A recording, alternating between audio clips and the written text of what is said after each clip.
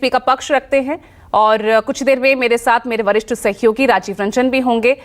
और समीर सिंह, शुरुआत आपसे कर रही हूं। जैसे ही राजीव जुड़ते हैं उनके पास मैं जाऊंगी क्योंकि उनका विश्लेषण बहुत जरूरी हो जाता है, क्योंकि अहम फैसला लिया है कोर्ट, सुप्रीम कोर्ट नहीं जाएगी योगी सरकार। तो मान लिया गया है कि भाई विसंगति हुई है, त्रुटियां हुई है, घोटाला हुआ है, आरक्षण घोटाला। समीर सिंह, नहीं, देखिए, मैं इसमें दो बातें कहूंगा। एक तो ये जो शब्द है कि आरक्षण घोटाला, इसे नहीं कहना चाहिए, मेरी इस पर आपत्ति है। आप इस पूरी भर्ती प्रक्रिया को अगर देखेंगे तो ये न्यायालय की परिधि में ये भर्ती प्रक्रिया जब प्रारंभ हुई, 59,000 शिक्षकों की भर्ती उत्तर प्रदेश सरकार ने निकाला और 59,000 शिक्षकों की भर्ती में जो भर्ती हुए छात्र, उनका मैं आंकड़ा आपको बताना चाहता हूं।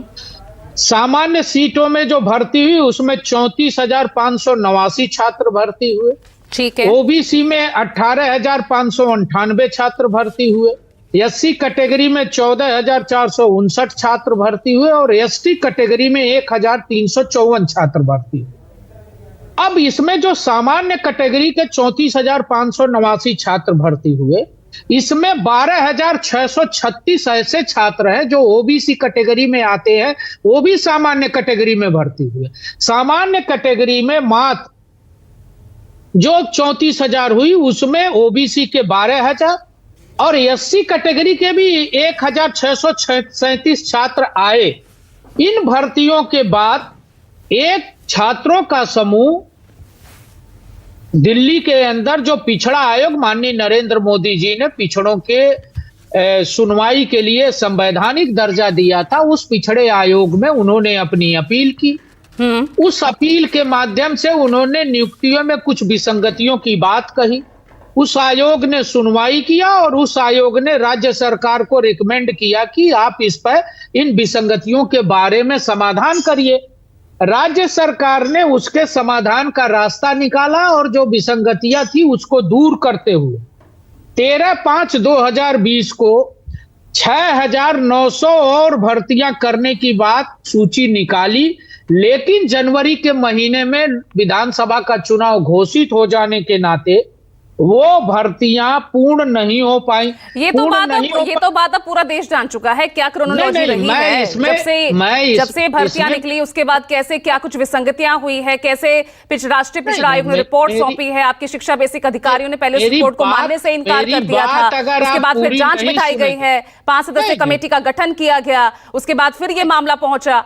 ये पूरा देश जान चुका है। मैं तो सीधा ये पूछा कि विसंगतियां हुई ना, त्रुटियां हुई है, आरक्षण के मानकों का पालन नहीं किया गया है। बात अगर आप नहीं सुनेंगी तो आप इस केस को नहीं समझ सकती।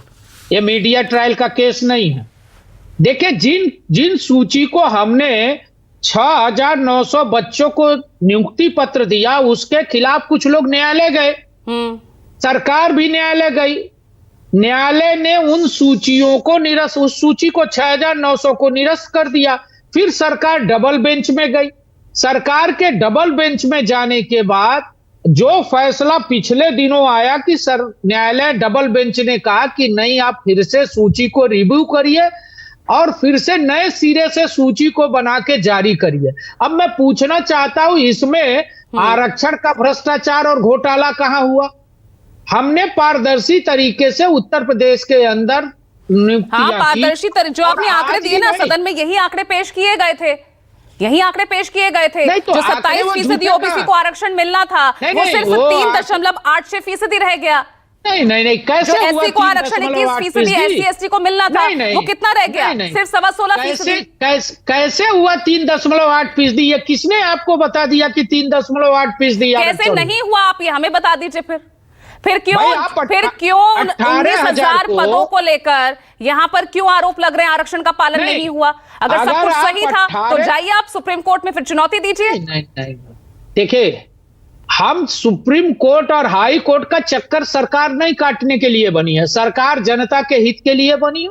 और सरकार ने 2017 से पहले की क्या स्थिति थी उत्तर प्रदेश की और 2017 के बाद की क्या स्थिति है? 6.5 लाख सरकारी नौकरी, 3,75,000 आउटसोर्सिंग से और लगभग 2 करोड़ MSME। और आउटसोर्सिंग को लेकर भी तो सवाल खड़े कर दिए ना लेटरल एंट्री यूपीएससी में, उस पर भी सवाल खड़े कर दिए यहाँ पर। तो नहीं, उत्तर विपक्ष लगातार आपको आरक्षण विरोधी बता रहा है। विपक्ष झूठ बोलता है। मैं पूछता हूं विपक्ष से कि अभी समाजवादी पार्टी के प्रवक्ता है वो बतावे कि उत्तर प्रदेश के अंदर 15 में यूपीएससी की जो रिजल्ट जारी हुआ यूपीपीसीएस की, उसमें 86 में से 56 यादव एसवीएम कैसे हो गए भाई किस आरक्षण के तहत? इसका जवाब विपक्ष क्यों नहीं देता? अखिलेश यादव क्यों नहीं देते?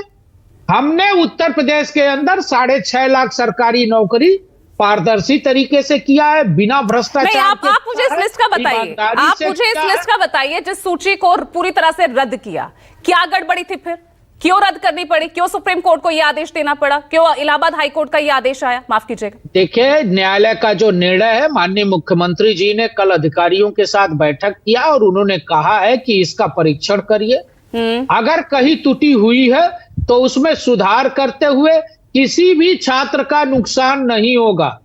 जो छात्र वंचित होंगे, अब उसमें एक रिटोर है, 3 सवालों का जवाब गलत था।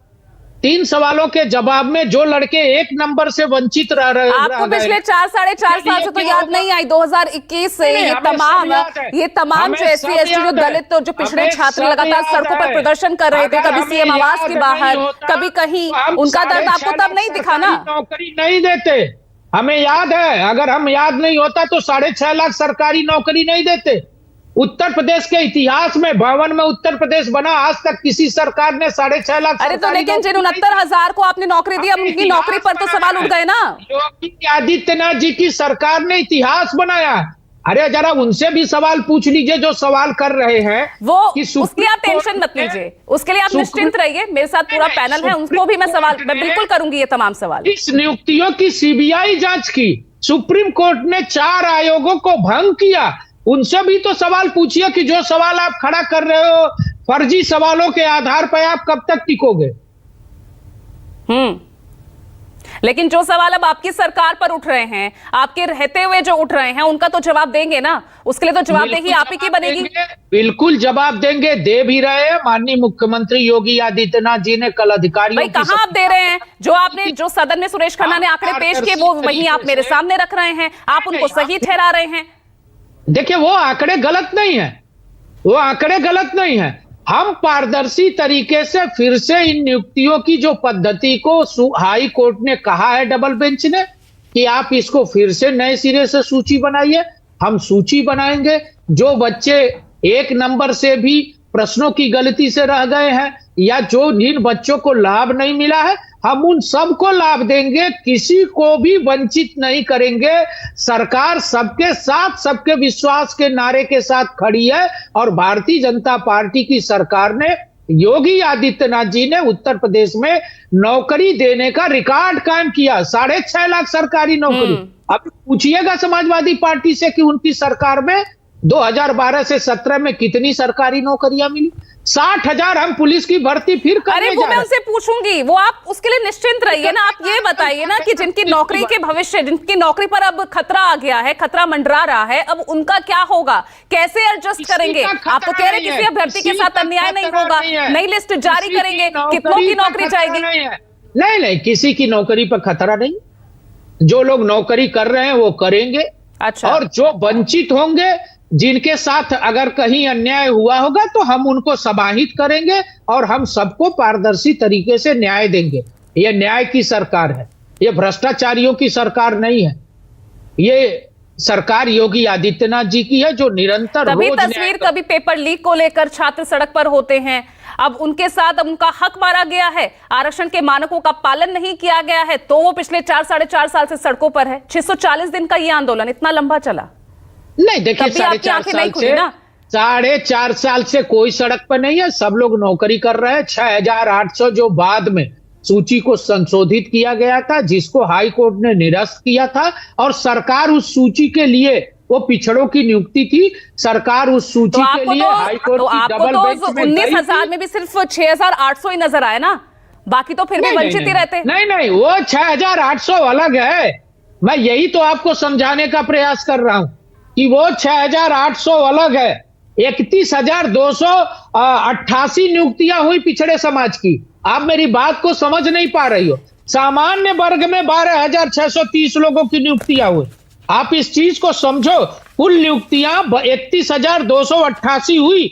प्रियंका गुप्ता, अब क्या हो